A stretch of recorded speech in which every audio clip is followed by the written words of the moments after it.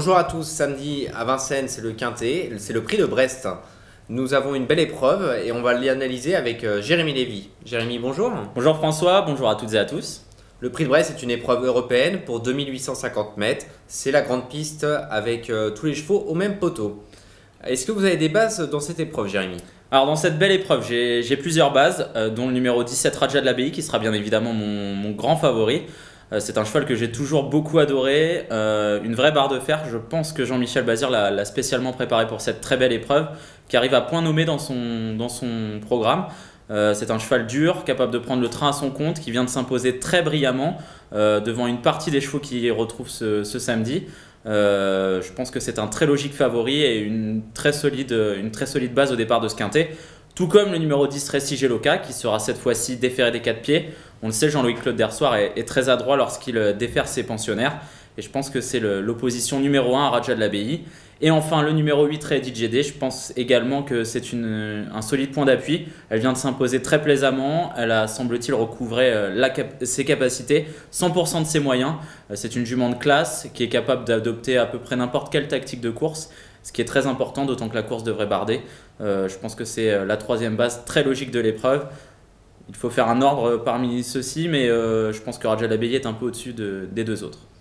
Avec Raja de l'Abbaye, on a l'impression, en regardant sa musique, que c'est un peu tout ou rien. Oui, mais très honnêtement, je pense que c'est un cheval qui est pas si compliqué qu'on veut bien nous le faire croire. Parce qu'il s'amende avec le temps. Certes, il faut faire un tout petit peu attention en partant, d'autant qu'il n'a pas couru depuis assez longtemps. Enfin, assez longtemps, il y a un mois qu'il a couru, mais il peut être un peu frais, notamment au moment du départ. Mais franchement, maintenant, une fois qu'il est parti, c'est un rouleau compresseur. Il est capable d'enrouler de très loin. Et très honnêtement, je pense pas qu'il ne sera disqualifié. J'ai noté également que Récigé Loca va être déféré des 4 pieds et c'est pas souvent le cas. Est-ce que c'est un plus pour lui? C'est un plus comme pour beaucoup des pensionnaires de Jean-Louis Dersoir et comme pour beaucoup de chevaux. Il faut savoir que l'année dernière, il avait été déféré. C'est la forme en plus pour ces pensionnaires. Oui, c'est ça, on a vu Tétchine s'imposer, notamment déféré des 4 pieds. Lui, Récigé Loca, en plus, ce qu'il a, c'est qu'il a montré sa forme récemment. L'an passé, il avait été déféré des 4 pieds une seule fois. Il s'était imposé aux dépens de Prince du Verger, qui a depuis énormément brillé. C'est un cheval dur qui est très bien déféré des 4 pieds. Je pense qu'il va lutter pour la victoire. Est-ce que vous avez un coup de cœur dans cette épreuve? Alors, pas forcément un coup de cœur, mais je pense que le numéro 15 Nahar, qui vient de très bien se comporter dans le prix de la Côte d'Azur, est un pari amusant, d'autant que la course devrait être rondement menée. Il restera ferré, ce sera Robert Bergasson-Sulky. Il faut toujours faire attention en partant avec lui. Mais honnêtement, il y aura 15 contre 1. Je pense que c'est un pari amusant pour être dans les 4 premiers. Est-ce que pour nos internautes, vous avez une surprise qui peut prendre une 3-4e place, 5e place à une très belle cote? Alors, un peu le même profil que Nahar, en plus jeune, avec le numéro 3 Topaz de Gournay. C'est une jument qui a été attendue par Franck Ouvry, qui l'a toujours mise dans du coton.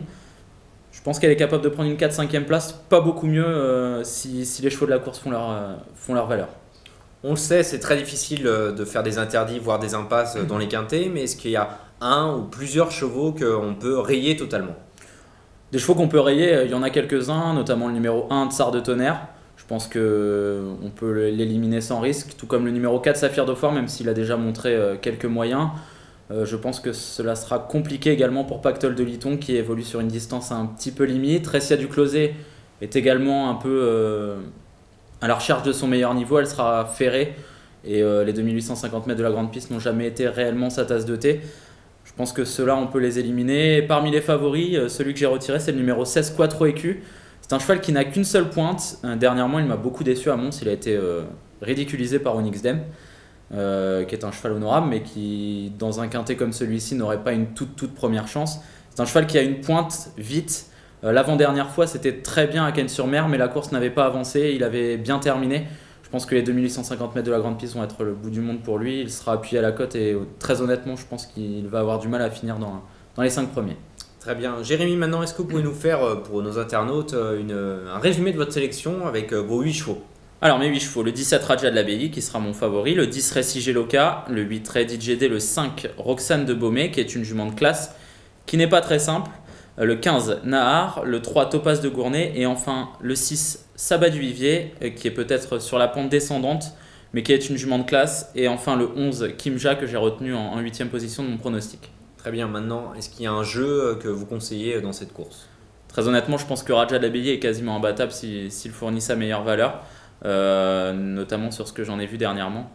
Donc je vous conseille de le jouer en simple gagnant et puis de faire un champ en 5-5 avec le 17 Raja de l'Abbaye en base, le 10 Récigé Loca et le 8 Reddit GD. Et derrière, je leur associerai le 5 Roxane de Baumé, le 15 Nahar, le 3 Topaz de Gournay, le 6 Sabat du Vivier et enfin le 11 Kimja. Donc si tout est clair, il faut jouer le 17 Raja de l'Abbaye. Voilà, ça sera une arrivée de favori, mais à mon avis, c'est assez solide. Merci Jérémy, merci à tous de nous avoir suivis. Bon jeu à tous. Au revoir.